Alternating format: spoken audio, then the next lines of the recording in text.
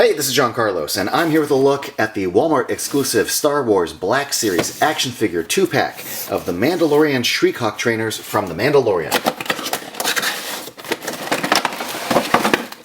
One of the things that I like about Mandalorian figures specifically is that, kind of like the Clone Trooper figures, you can just keep making figures of them over and over again.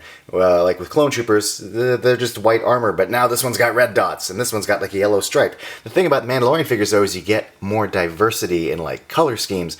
There's also a few different kinds of armor, so even when you're getting like repeat figures, you're still getting repeat figures of like different styles. And even within this, like sure, you might have seen these legs before, or like this chest plate, these helmets before.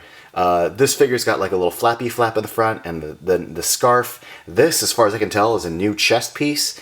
Both of them, the left cuffs, I don't think I've ever seen their gauntlets with the little extra hibbity-doo on the side. So there's a lot of fun new stuff in this, and all the repurposed stuff has new paint schemes. Still exciting, cool new figures. Let's dive right on in so you can see some of the details on this, like the paint on the helmet. I really like that line, the highlighted line going across the top there. The use of blue and cream colors and green on this are really good. I like the little stomach, little plate there. The belt is well done. I really do like this new flippity flap hanging out from the front. You get to see the different color schemes for the over the boots, like on the shins, on the knees.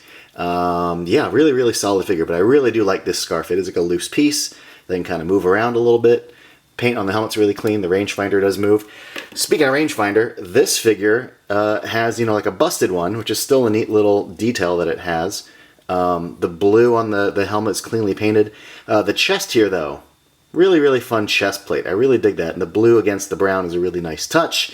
Here's a closer look at the left little gauntlet with the schmickadoo right there. Also, the tilted gun holster is super cool. I like the color scheme on this one, especially the little dark green. And you get the Death Watch insignia, the sigil on that shoulder plate, and this shoulder plate. Here's her little arm section there too. They both come with some accessories. She comes with this pistol, which we've seen before in other figures. Same thing with this gun. The gold paint on it is really clean. And this little jetpack. The paint on it and the color scheme is really cool. I dig it. I don't think any of this, that top section, as far as I can tell, doesn't come off. Unlike his jetpack, which does fire a rocket. Not like rocket firing action, but the rocket is removable.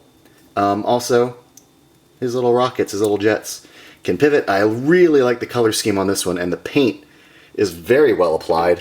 We also get the same gun here, and then this little tiny pistol, which I've always liked the design of this one. This looks really cool, especially the little grip right on the side there, the little textured rib action there. I just gotta reiterate, the angled holster looks super cool. I mean, no offense to her holster too, it's fine. Like all Mandalorian figures, the jetpacks fit on super easily. This comes as no surprise, but these figures do look super cool holding their pistols, and for once I appreciate the fact that both of the hands are trigger finger hands because they come with two different sets of guns, so that just makes sense. So many times we get figures that come with two gun grip hands and just one gun, or a gun grip hand and no gun or no accessories.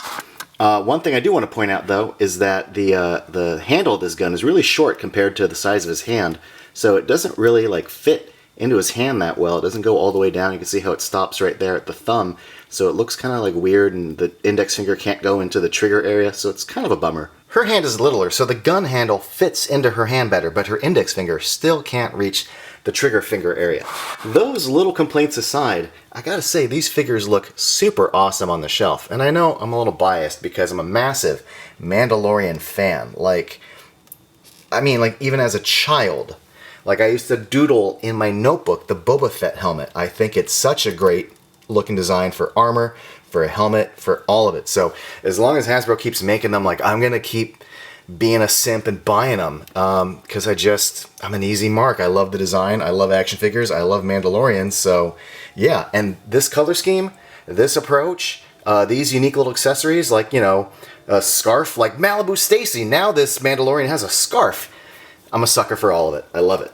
Thanks for watching, everybody. Let me know in the comments below what you think of these figures, and if you want to be up to date with all my latest reviews, be sure to click subscribe.